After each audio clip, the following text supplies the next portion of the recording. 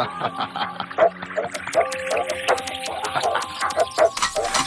a distance, see some break miss, break miss, break miss, break miss, break miss. Nada, never leave a witness. Come and get this. Here you suckers make a stink. This will come and beat this. My name is NADA5150, NADA5150.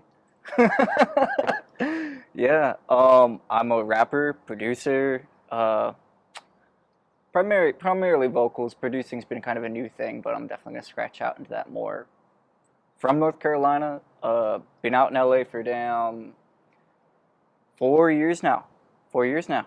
Right around the time I started fucking with you. Yeah. I'm allowed to swear, right? Yeah. Okay, cool. It's gonna be a lot easier if I just let loose the swearing. Definitely. Cool. All right. So kind of diving into it, how have opioids affected your life personally, whether it's you in particular or people around you? I mean, I've been in recovery from addiction, or I am a recovering addict, recovered addict, whatever, like, hat fits best for that. But I haven't done any drugs or drank alcohol or nothing for the past 9 years. Opiates are really what brought me to that bottom point. Definitely affected me. It's like, used to get in a lot of fights, used to get in a lot of like injuries and shit, and like I think it got real bad when I broke the whole arm, right?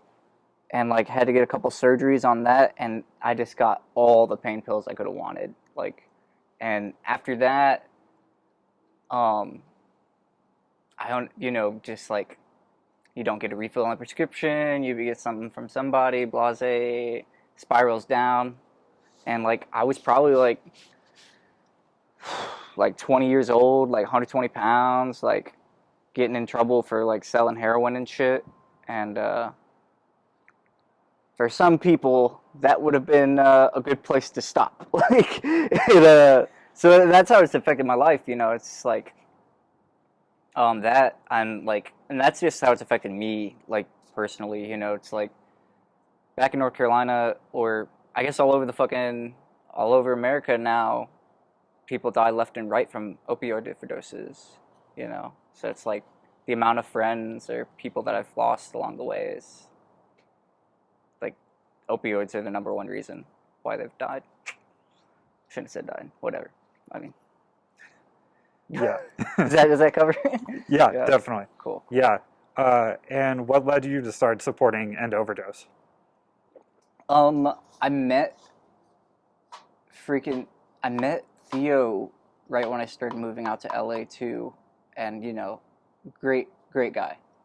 Automatically, like, seamless friendship, and they were hosting, like, I was going to every show just because, like, I was stoked to be in LA, stoked to, like, be around other musicians and stuff, and I'm, like, going to all the shows, and it's like, drugs are pretty prevalent in all these underground shows, and even, like, mainstream shows, everybody's doing drugs, except for me, because I've been clean and sober for, like, 5 years at this point, so I'm just, like, drinking water, drinking coffee, like, hanging, right?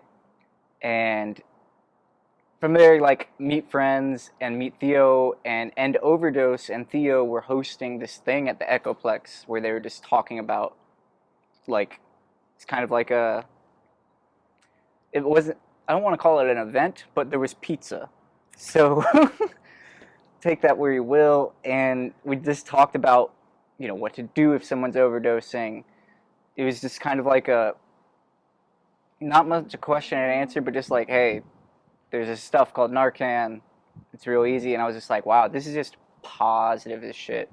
Because, like, it's the fact that it was catered to younger people who are, like, artists, creatives who go out to these things. Like, almost everyone in the crowd, had either been, like, affected by opiates or know someone who was. So to fucking recognize it and, like, talk about it openly, I think was really positive, and that there is, like, a solution. Because I remember it, because, like, Theo, big man in the microphone and stuff, he's just, like, answering questions, and, like, some youngster was just like, I heard that if someone's ODing, you just put ice on them, and you know, you start like beating them up, and like that's like some old school like 80s shit before Narcan existed, and definitely not recommended by any doctor. And Theo is like, you know, you don't have to do that. There's Narcan. And you know, after that, I was like, you know, whatever End Overdose does, like I share it, I support it. You know, like I am sure that like, you know, I haven't like been keeping a list, but like this nonprofit has probably saved so many lives, not only in LA but across the country. So it's like End Overdose. Love, I feed for bugs. Only can't know my pain. I'm in my ways. I count the days and got the words I can't explain it. Got no love, I feed the bugs. I don't need you. I don't need you. I don't need you. I don't need you. You know, kind of from when you moved to LA and first met Theo and first went to a community meeting to now, being in the mix of the underground scene, do you feel like there's a more open and honest conversation happening about this? Yes. Even in like the short time that I've been here, like to where it wasn't talked about, wasn't addressed at all, you know, to I went to a show and there's staff wearing like, just like, you know, because underground shows especially, like, you know, we like it dark, gritty, like all that fun stuff, but like they were wearing like little red light ups, and it was just like, those are the people that'll test your drugs. They don't ask questions. They're not going to tell anybody. They're just like, okay, this contains this or that. I'm not going to fucking confiscate it. And it's like, okay, yeah, because you're not going to stop people from doing drugs at a show. And pretending like it doesn't exist or banning it outright isn't fixing it. You know, having the resources available is what's going to help people make informed decisions. You know what I mean? And like one of my friends who like we go to all the shows, right? And he keeps 2 Narcans in his bag. He's just like, hey, you didn't bring yours tonight? And I was just like, this is cool, you know, that people are equipped and like trained and ready to use. I mean, use Narcan if someone used, you know, a little too much of this or that. And damn, I don't want to like spill all the beans on 2 questions. So like, if there's another question, I can keep talking. Yeah. No, keep talking. Go for fuck. it. Okay. Yeah, no, it's good to hear your perspective.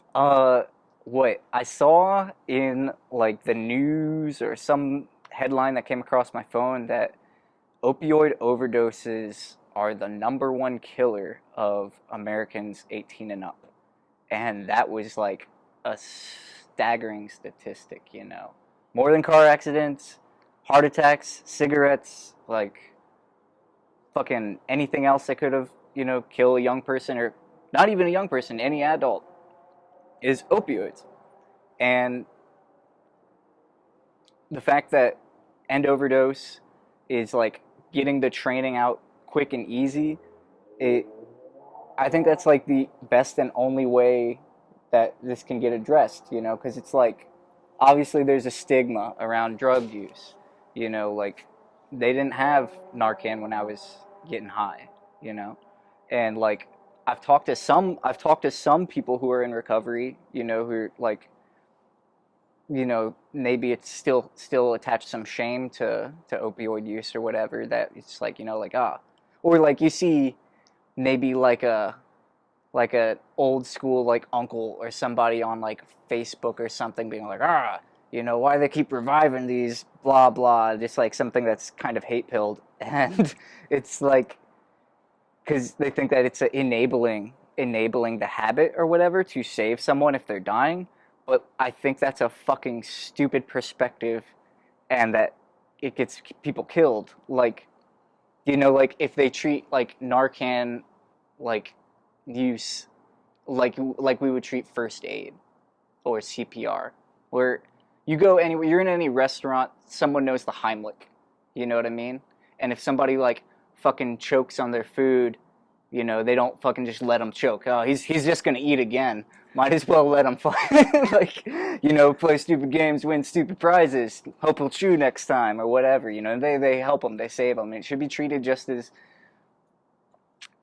as like common and easy as that, you know, because the death toll isn't an incentive to quit using.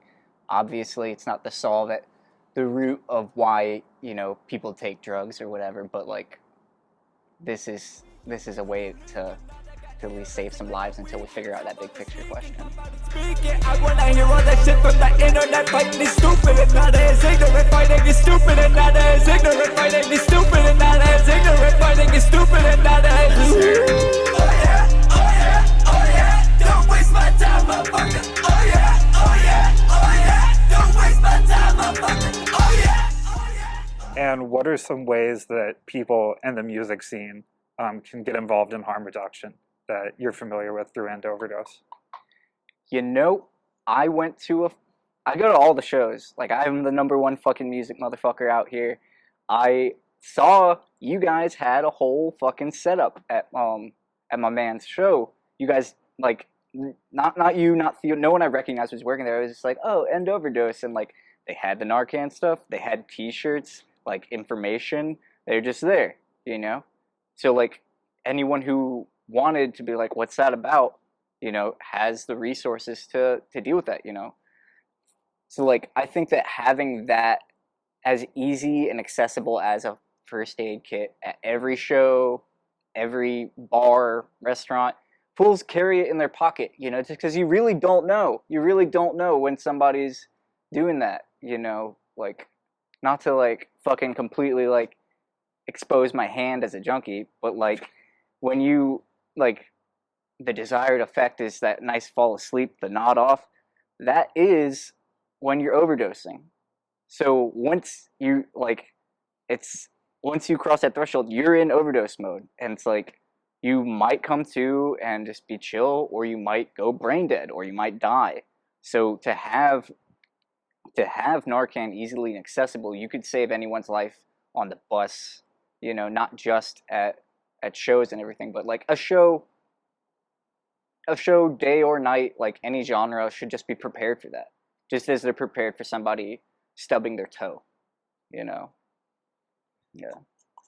Yeah, absolutely. And you made a great point that like the death toll and statistics aren't going to stop someone from using. It's not pragmatic to pretend that this isn't happening. So what message would you send to a musician, an artist, or just a person in general that's struggling with opioids or knows someone who is?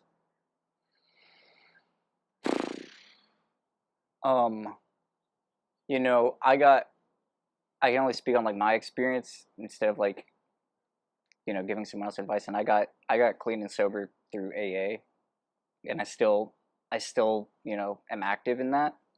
If somebody wants to get high and like they're your friend or something, your close person, I would suggest a 12-step program like Al-Anon, you know.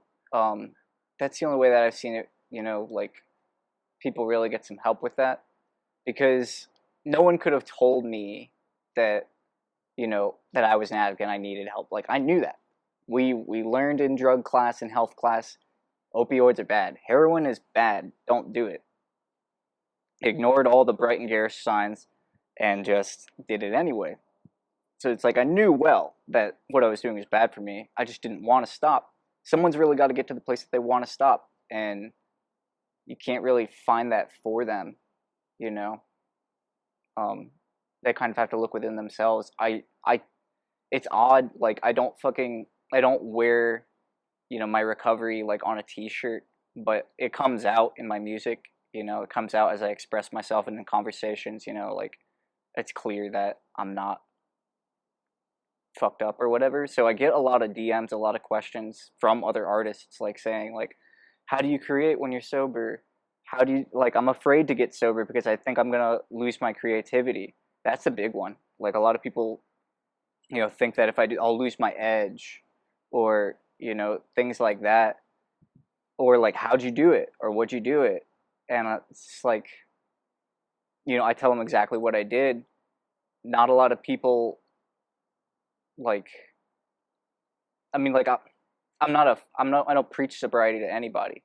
You know what I mean? If people ask me like, how'd you do it? Then I tell them, you know, if you want to use, that's your business. If you want to stop using, reach out for help. You know, there's other people who have gone through what you've gone through. You know what I mean? Definitely not the only artist, the only sober artist out there. You know, and it's pretty rad because like the other sober artists that I've met, like there's just like this understanding that comes with it of like having that shared experience of overcoming, you know, an addiction or what have you. I don't know, did I cover that or did I ramble? No, absolutely. That really covered it. Okay. That's a great perspective. Yeah. And a final question, just kind of a broad, big picture one. What does ending overdose mean to you?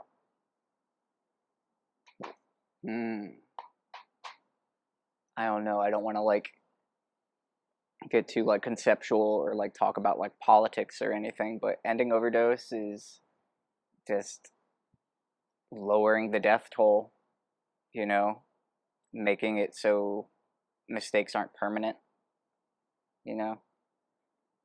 It's crazy just like how many young people, how many artists, you know, OD or like, you know, they don't get the chance that like I had to get, you know what I mean? Like I don't know why I survived or like how or like if I'm just lucky or whatever, but like it leaves me wondering like, you know, why me? And when people, I don't know, fucking stop like you know, it's like if someone had, you know, just like Narcan in their pocket or at the show and that one person just, you know, was able to like survive their overdose in that moment and that was the wake-up call that they needed, that's fantastic. But without that Narcan present, without End Overdose's presence, those folks might not get that chance, you know what I mean? Yeah, totally. And is there anything else you want to add or anything to say before we wrap up? Go to endoverdose.com. Hi, I'm not a 5150. I'd like to go on the record for no, but yeah, go to endoverdose.com and peep the training. Like I got mine donated. If you know, like I love that it was donation based too. Like if you got a little bit extra scratch, you can do that to pay for someone else's Narcan training or like help get it out there. What I'm doing, dude, secret fucking I'm doing a tape that's 100% benefit toward End Overdose. I'm giving you guys all the fucking profit off of that. Just as because I think that what you're doing is so positive, and like what's important for me and my message as a musician is to definitely get out there and like change the world, and to think that we can save some lives through music is like the most gratifying thing I can imagine. So yeah, look out for that. Speaking of which, I want to play some of that stuff for you. I've been recording it. So, okay, that's been it. Great. Well, dude, thank you so much for sharing your perspective and giving some insight into you and kind of these broader questions. So yeah, thanks for your support, and we're really excited for the tape. Oh hell yeah, the tape's gonna be dope. I'm grown, put a hole in your dome. Baby girl, tell me leave that pistol at home. MP more like the Ravens, got them pills for the ravers. I've been trapping at the Wawa, chilling at the Wawa. Your threats entertaining, he's scared, can't blame him. Give a fuck if he famous, now that fame ain't gon' save him. Call me NADA Ali, call me NADA the Great. Your boy, Louis V, your boy, Louis V, Louis V, Louis V, your boy, Louis